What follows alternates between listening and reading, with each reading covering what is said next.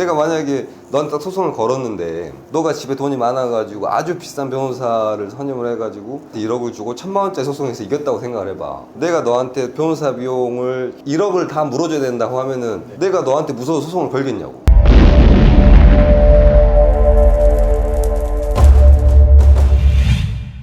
안녕하십니까. 안녕하십니까. 형, 댓글 보면은 잘생겼다고 난리를. 외모에 대한 얘기가 좀 있긴 한데 고맙지. 솔직히 실물이 그렇게 생기진 않으셨잖아요. 그렇지. 이제 이게 카메라 빨도 좀 있지. 요새 기술이 좋더라고. 나는 안경 쓴 거랑 안 쓴 게 차이가 진짜 많아. 내가 눈이 안 좋거든. 그래서 안경이 압축을 많이 했는데도 되게 도수가 있어가지고 눈이 요만해져. 그때 카라킬라 채널에 나왔던 거 보면은 괜찮던데요? 눈이 너무 조그매 보이지 않았어? 아니요, 괜찮았어요. 너 이거 이미지 쓰려고 하지. 하지 마. 임마누엘의 임팩트가 너무 커가지고 그렇지. 뭉친감이 있는데 그렇지. 썸네일로도 바뀌었던데요? 무슨 말이야? 썸네일이 바뀌었다는 게? 카라킬라 채널에 썸네일로 그게 들어가 있더라고요. 내 거 들어가 있어 진짜로? 네. 카라킬라 채널 안 봐요? 보지. 끝없는 배신 중독적인 뭐 어디. 미친 새끼. 도대체 변호사 비용은 어떻게 내는 거냐? 사람들이 되게 오해하시는 분들이 있는데 엄청나게 비쌀 줄 알아요. 어떤 변호사를 선임하느냐에 따라서 천차만별이고 사건이 뭐냐, 형사사건이냐, 민사사건이냐, 행정사건이냐, 사건이 걸려있는 속가가 얼마냐, 사건이 난이도가 어떻게 되냐, 변호사가 빠따가 어느 정도 되느냐. 근데 사람들이 궁금해하는 것 중에 하나가 이제 내가 만약에 변호사 비용을 얼마를 썼는데 변호사를 선임을 해가지고 그럼 그 돈은 내가 다 뒤집어 써야 되는 거냐. 근데 그거에 대해서 궁금해하는 분들이 많지. 그렇죠. 그 비용에 대해서 한번 간단하게 그래, 그게 어떻게 보면은 잘 됐네. 나도 상담하다 보면은 그거를 이제 궁금해하시는 분들이 많아서 그때 맨날 대답하는 것도 한계가 있고. 네. 간단하고 단순한 건데 너랑 나랑 소송을 했어. 내가 이겼어. 네. 근데 내가 소송을 하기 위해서 변호사 선임을 해가지고 돈을 썼단 말이야. 네. 근데 소송에서 내가 이겼어. 누가 내는 게 공평한 거야? 당연히 진놈이 내는 게 공평한 거지. 네. 그러니까 원칙은 소송 비용은 패소자가 부담하는 게 원칙이란 말이야. 법에 그렇게 돼 있어. 변호사 비용은 선불로 먼저 드려야 되는 거예요? 아니면 소송이 끝나고 드리는 거예요? 원칙적으로 대부분 변호사들이 선불로 받지, 착수금을. 소송의 성격에 따라 좀 다르긴 하지만 보통 착수금 주고 승소했을 때 성공보수 비용을 주는데 대부분 선불이지, 대부분. 그것도 계약이기 때문에 사실 변호사랑 약정하기 나름이야. 나도 마찬가지지만 돈을 주지 않으면 일을 시작 안 하지. 너도 돈을 안 주는데 편집을 먼저 해주는 경우는 거의 없죠. 없잖아. 네. 형이 어려운 사람들을 좀 많이 도와드리고 그러다 보니까 변호사 비용이 굉장히 저렴한 줄 알아요. 나는 딱 두 가지야. 그러니까 내가 사기 피해자들이 많잖아. 네. 사기당해가지고 돈이 없는데 그 사람들한테 상담료까지 달라고 할 수가 없어, 현실적으로. 내가 뭐 아주 정의롭거나 특별하게 굉장히 도덕적이거나 그래서 그런 게 아니고 현실이 그렇다는 거야. 상담 받으려면 돈부터 먼저 내세요. 그런 얘기가 입에서 나오냐고. 사기당하고 죽겠다고 하고 있는데 대신에 솔직하게 얘기해주지. 나 같은 경우 내가 판단했을 때 소송으로 갈 만한 사건, 고소를 할 만한 사건, 그런 거 없이 그냥 합의를 하면 좋을 사건, 포기하고 차라리 뭐 개인 회생이나 파산하는 게 좋을 만한 사건들을 나름대로 이제 사실관계에 따라서 좀 구분이 되잖아. 네. 솔직하게 그걸 조언을 해주고 변호사 비용이 얼마라고 안내를 해주고 감당할 여력이 없으면은 혼자 소송을 할 수 있게 좀 내가 조언을 좀 해준다든지 뭐 고소장 같은 거 써오면은 이런 부분 좀 고치면 좋겠다라고 뭐 조언해주는 정도지. 근데 그거는 내가 돈을 받고 하는 게 아니니까 내 자유잖아. 그건. 네. 내가 도와주든 말든 내가 꼴린 대로 한 거야. 그건. 상담료를 안 받고 상담료는 안 받지. 근데 만약에 소송까지 가게 되는 경우에는 정상적으로 똑같이 받아.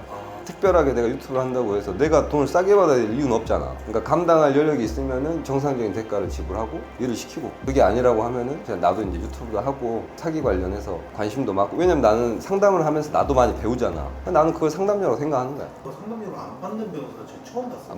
많이 있어. 진짜요? 많이 있어. 김땡장 있잖아요. 예. 예. 그런 데는 다 받고. 네. 큰 로펌들은 타임 차징으로 해서 시간당으로 얼마씩 다 청구해서 받고, 규모가 좀 작은 그런 데는 상담료를 안 받는 데도 많이 있어. 상담료를 받는 게 맞지, 원칙은. 내가 특별히 무슨 뭐 사명감이 있거나 그래서 그런 게 아니라니까. 그러니까 내가 사기가 존나 족같아가지고 유튜브를 한 거야. 하다 보니까 이제 뭐 카라큘라 세우기도 만나고 임마누엘도 만나고 이러면서 그 친구들 도움 덕에 내가 유튜브 채널도 성장을 하고 사람들이 나를 알게 되고, 그걸 나는 되게 고마운 거잖아, 내 입장에서는. 그렇죠. 그 과정에서 이제 사람들이 나를 좋게 봐주고 뭐 상담 요청을 하는데 돈 내라, 그 입밖에 그 말이 나오냐고. 다른 변호사들이 어떻게 생각할지 모르겠지만 그러니까 나는 그런 특수성이 있으니까 받지 않는 거죠. 그래서 내가 상담이 오는 걸 다 못 해줘.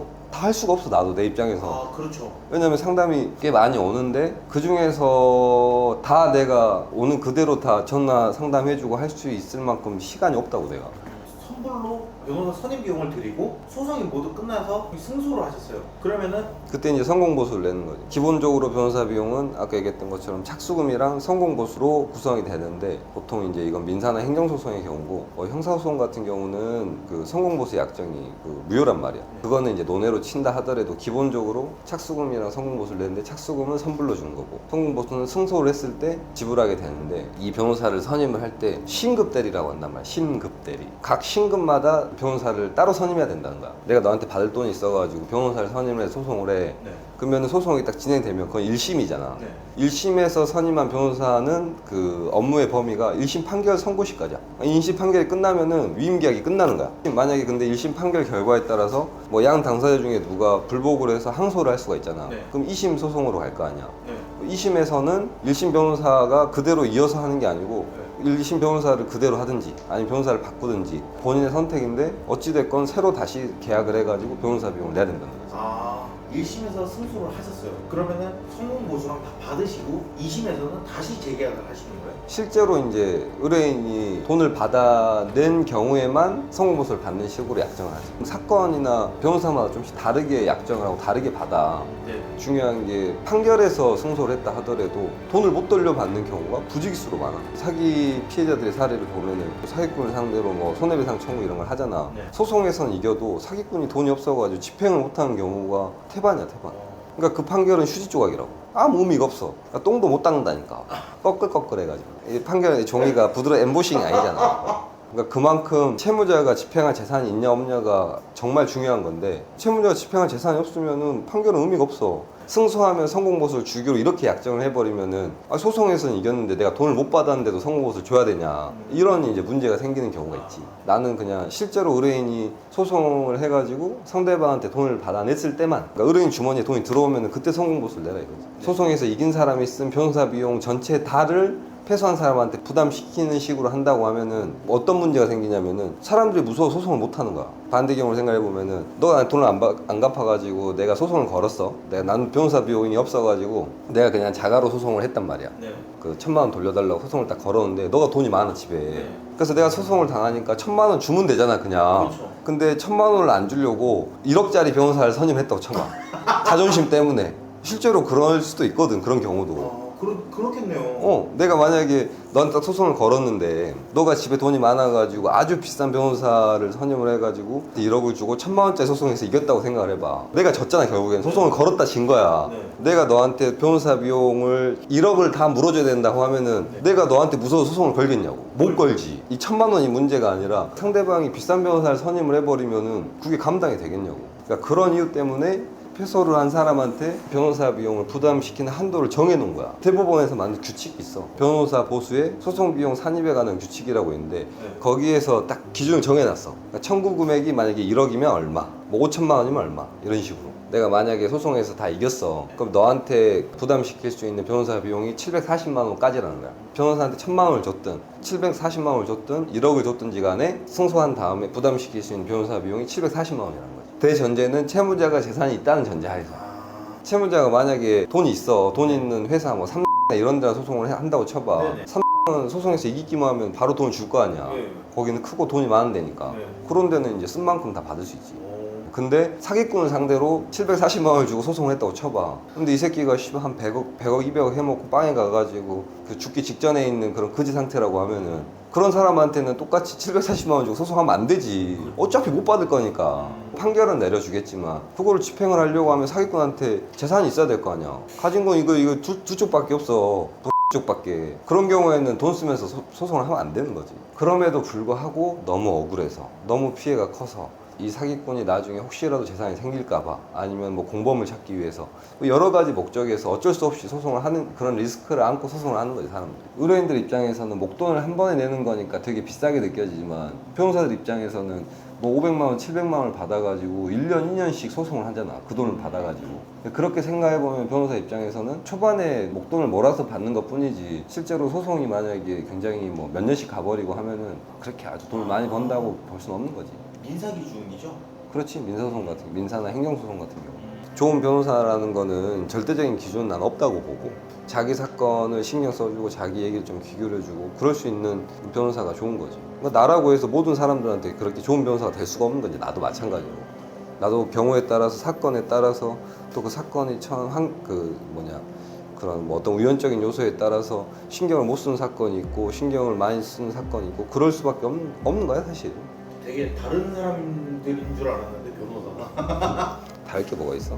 똑같지. 다 똑같네요 결국에는. 그럼 원칙은 패소한 사람이 부담을 하는 건데 패소한 사람한테 상대방이 쓴 모든 변호사 비용을 다 부담하게 만들면은 이 소권을 행사하는데 문제가 된단 말이야. 그래서 이제 대법원 규칙으로 이름의 기준을 만들어 놓은 거지. 이 정도까지는 변호사 비용 중에서 이 정도까지는 소송 비용에 포함을 시켜줄 테니까 나중에 소송 비용 확정 신청을 할 때 패소한 상대방한테 받아내 이렇게 이제 만들어 놓은 건데 대전제는 어찌 됐건 패소한 사람이 변호사 비용을 갚아줄 경제적인 능력이 있을 때 강제 집행을 할 재산이 있을 때 의미가 있다 이거지. 오늘도 영상 봐주셔서 감사하고 제가 이제 사기 피해자 쪽을 많이 이제 얘기도 많이 듣고 대리해서 뭐 이런저런 소송도 많이 해보는데 사기 피해자분들 중에서는 이게 소송이 의미 없는 사람들도 많아요. 그래서 차라리 그 돈이면은 회생이나 파산을 하는 게 오히려 합리적인 선택인 분들도 많이 있더라고요. 그런 좀 답답한 마음에서 제가 이제 회생 파산 업무도 시작을 했고 열심히 홈페이지도 만들었고 지금 이제